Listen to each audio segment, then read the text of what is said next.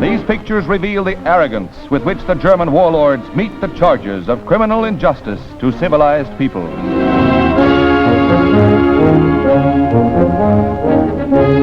Prosecutor Robert Jackson of the United States opens the trial with a strong indictment of the defendants. Prosecutor for the United States of America.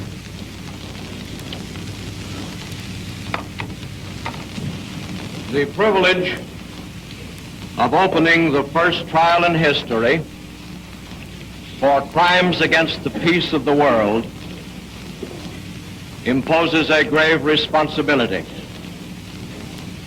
The wrongs which we seek to condemn and punish have been so calculated, so malignant and so devastating that civilization cannot tolerate their being ignored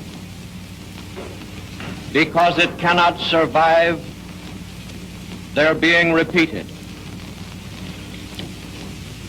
That four great nations, flushed with victory and stung with injury, stay the hand of vengeance and voluntarily submit their captive enemies to the judgment of the law is one of the most significant tributes that power has ever paid to reason.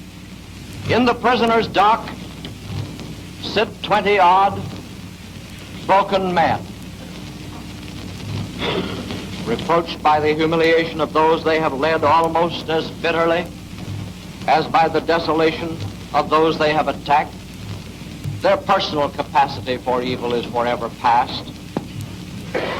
It is hard now to perceive in these men as captives the power which, as Nazi leaders, they once dominated most of the world and terrified most of it. Merely as individuals, their fate is of little consequence to the world.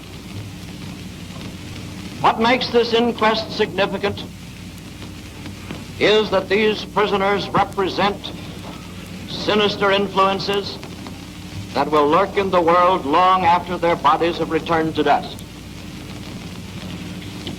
We will show them to be the living symbols of racial hatreds, terrorism, and of violence, and of the arrogance and cruelty of power. We must never forget that the record on which we judge these defendants today is the record on which history will judge us tomorrow. If these men are the first war leaders of a defeated nation to be prosecuted in the name of the law, they are also the first to be given a chance to plead for their lives in the name of the law. The most savage and numerous crimes committed by the Nazis were those against the Jews.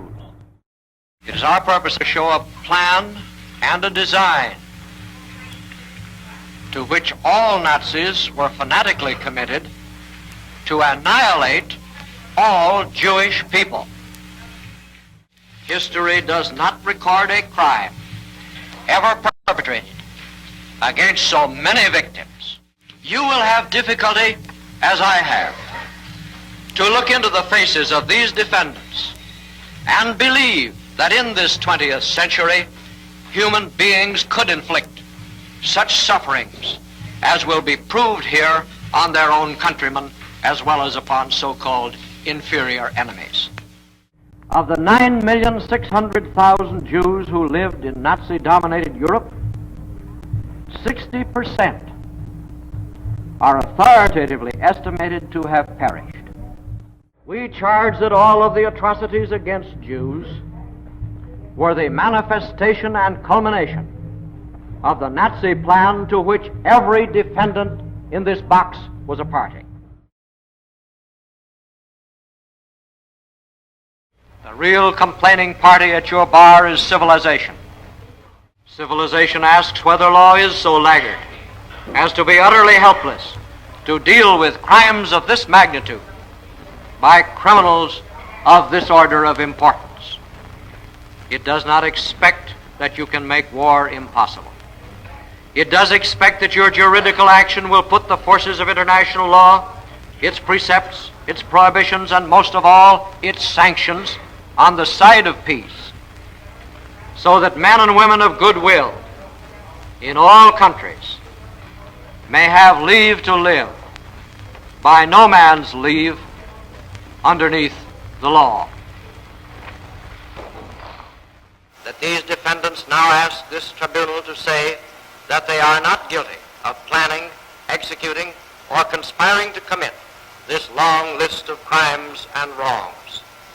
They stand before the record of this tribunal as blood-stained Gloucester stood by the body of his slain king. He begged of the widow, as they beg of you, "Say I slew them not." And the Queen replied, "Then say they were not slain, but dead they are." If you were to say of these men that they are not guilty, it would be as true to say that there has been no war, that there are no slain, that there has been no crime.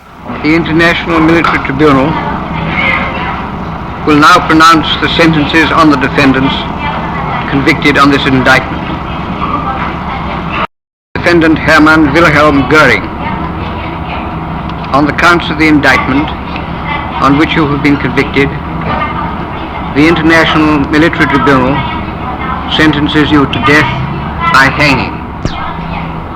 On the counts of the indictment on which you have been convicted, the tribunal sentences you to imprisonment for life. Defendant Joachim von Ribbentrop, on the counts of the indictment on which you have been convicted, the tribunal sentences you to death by hanging. Defendant Wilhelm Keitel, on the counts of the indictment on which you have been convicted, the tribunal sentences you to death by hanging.